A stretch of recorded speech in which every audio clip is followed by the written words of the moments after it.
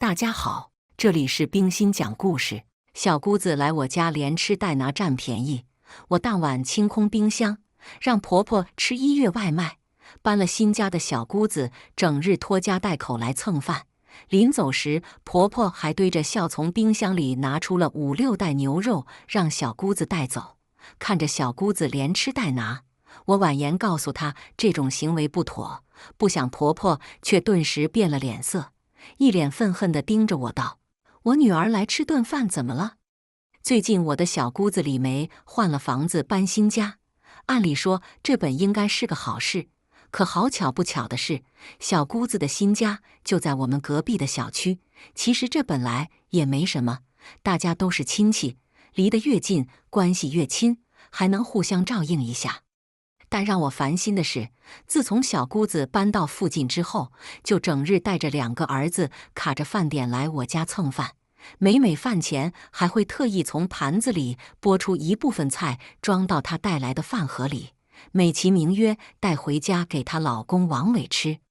这几天家里的伙食费一路飙升不说，女儿贝贝还时常会在他们走后拉着我的衣袖，一脸委屈地说：“妈妈，我没吃饱。”女儿委屈的样子让我觉得十分心疼，毕竟如今这个年代，家家户户都是把孩子当成珍宝一般精心呵护着的。别说小孩子了，就算是大人也早已没有吃不饱饭、饿肚子的情况了。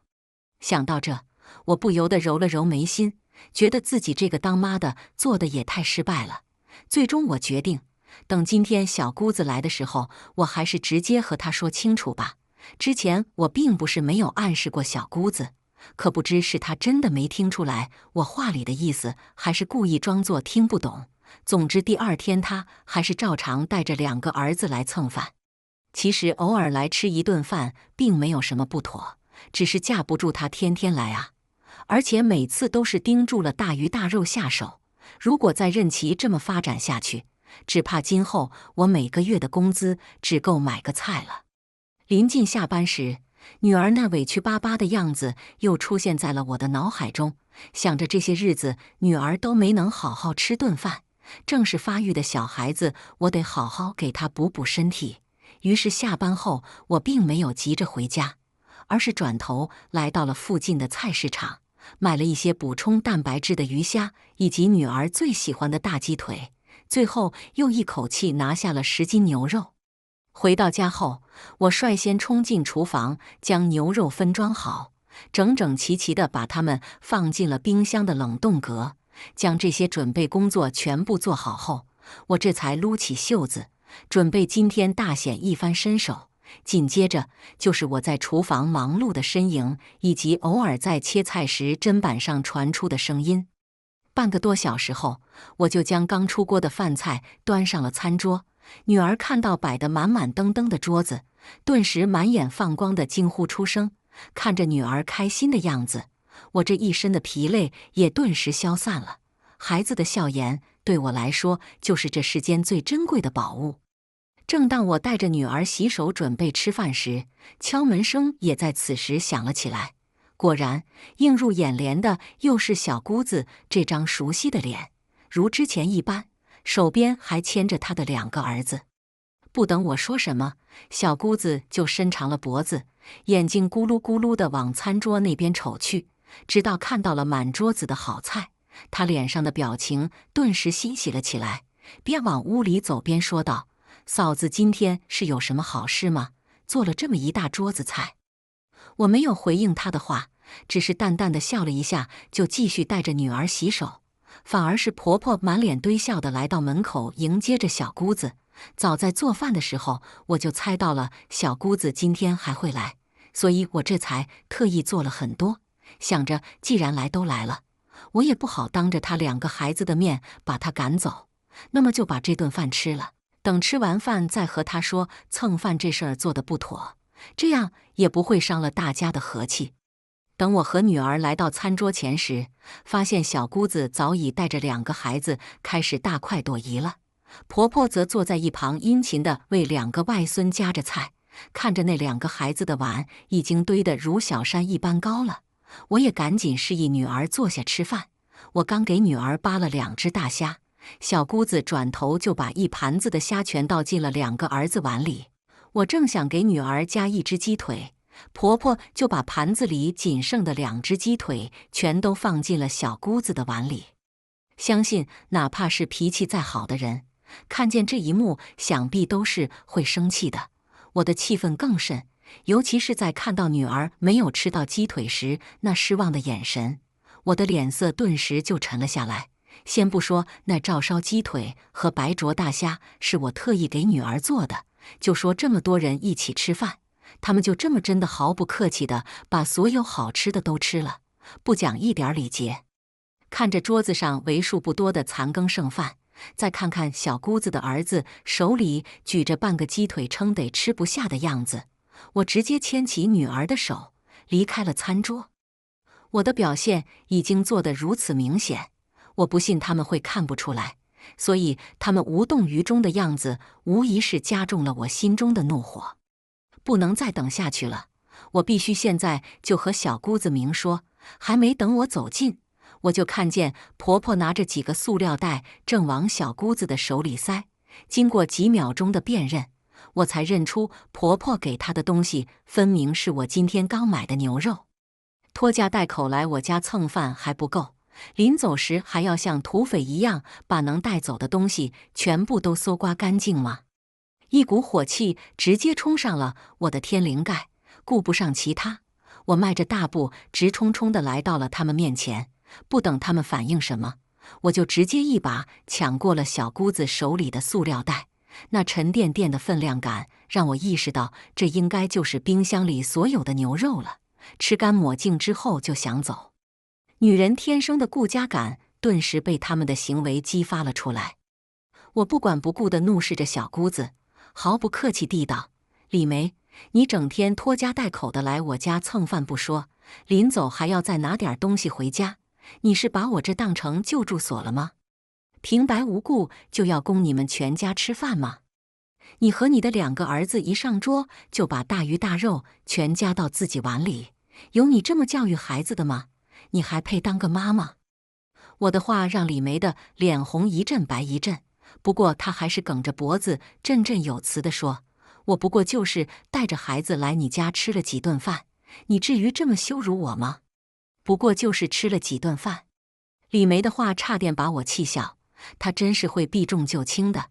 但是话都说到这份上了，如果这时我想大事化小，小事化了的话，李梅肯定会觉得我是怕了她，不仅日后还会继续来蹭饭，说不定还会变本加厉的像使唤老妈子一样使唤我。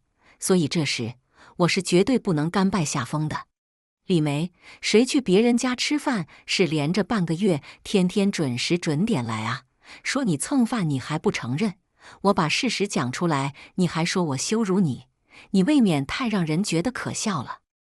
我的话算是把李梅的最后一块遮羞布撕开了，她张了张嘴想要辩解，但半天也没能想到一句辩解的话。正当我为自己占了上风而庆幸时，婆婆刘丽芳却突然怒目圆睁，对我大喊大叫起来：“林佳妮，别以为我儿子现在不在家，你就可以称王称霸了。你说这些话是什么意思？小梅是我的女儿，2个孩子是我的外孙，他们来你这个当嫂子的这儿吃个饭怎么了？做错了什么？我告诉你，这个家还轮不到你做主。今天我这个老婆子就决定了，今后小梅必须每天都要带着孩子来陪我吃饭。”对我吼完，婆婆又转过身，心疼地抱住了李梅，轻声安慰了起来。李梅也是会审时度势的，适时的泪眼婆娑，装起了委屈。看着眼前这母慈女孝的一幕，我心中无语到了极点。我并非不是不敢和婆婆争辩一番，只是脑海中一下子想起了老公出差前对我的叮嘱，看在老公的面子上，我才强忍着把自己即将爆发的火气压了下来。我和老公李牧结婚8年，一路风风雨雨的走来，可以算得上是同甘共苦的夫妻了。人生能得几人可以携手共进退呢？所以在我心里，这份感情是无比珍贵的。老公的父亲过世的早，所以对待婆婆，她真的算得上是尽了100%的孝道了。我们刚结婚时，她就把婆婆接到了家里，让她安心养老。除了在贝贝上幼儿园后，在时间排不开的时候，会让她帮忙接下孩子，剩下的什么家务活也不用她做。虽然古话都说婆媳是天敌，自古不和，不过我在家里都是尽量谦让着婆婆，也减少着自己和婆婆不必要的接触，因为我知道距离产生美，所以日子才这么平静地过了这么多年。变故就发生在半个月前，老公被公司外派到外地出差，为期1个月。在临出发的前一天晚上，老公紧紧握着我的手，眼神恳切地拜托我在这段日子多照顾、多担待、多谦让一些婆婆。老公的嘱咐其实并没有什么过分的地方，这是人之常情，我自然就应允了下来。其实就算老公不特意告诉我这些，我也是会好好照顾婆婆的。毕竟老公不在家，婆婆肯定就是得依靠我的。但问题就发生在老公出差后的第2天，恰逢那时李梅搬至附近，婆婆就让我来庆祝他们一家的乔迁之喜。作为嫂子的我，对他们的搬迁自然也是发自内心的高兴，于是就欢欢喜喜地张罗了一大桌子的菜为他们一家庆祝。我本以为这样就算是结束了，可没想到第2天我刚做好晚饭，李梅又领着2个孩子来了。虽然觉得很诧异，但我还是又跑去厨房临时加了2个菜。紧接着就是第3天、第4天、第5天，李梅每天都会赶在饭点来蹭饭，比打卡上班还要准时。起初还会礼貌地和我说2句客套话，后来慢慢变成了进门就第一时间奔向餐桌，宛如豺狼一般紧盯着桌上的食物。而婆婆也总是向着闺女的，只要我稍稍对李梅显露出一点点不高兴的样子，婆婆就会立马话里话外的开始敲打我。所以这些日子我虽然没和婆婆发生过什么正面冲突，但是背地里都在暗自较着劲。今天她们母女的这些行为，也是彻底让我忍到了极致。好啊，既然如此，那么我也不做饭了，我倒要看看李梅还能怎么蹭饭。想好了对策，我依旧没有和婆婆发生正面冲突，而是沉默地帮女儿换好衣服，带着她来到了附近的麦当劳，点了一份儿童套餐。看着女儿吃饱喝足后拿着赠送的小玩具开心玩着的样子，我忍不住轻轻摩挲起了她的头。直到深夜游乐场关门，我才带着女儿回到了家。一进屋，我就看见婆婆一脸高傲地端坐在沙发上。见我回来，她好似从鼻孔中发出了哼的一声。不过我并没有去理会她，她做出这副架势，无非就是觉得他们占了上风。我最后的沉默是落荒而逃，是向他们服软的表现。如果我此时上前去和她搭话，她必然是会狠狠地嘲弄我一番。经此一事，我也算是彻底的看清了他们母女的真面目，所以我直接无视了她的存在。把女儿哄进卧室后，我就自顾自地找出了2个超大号的购物袋。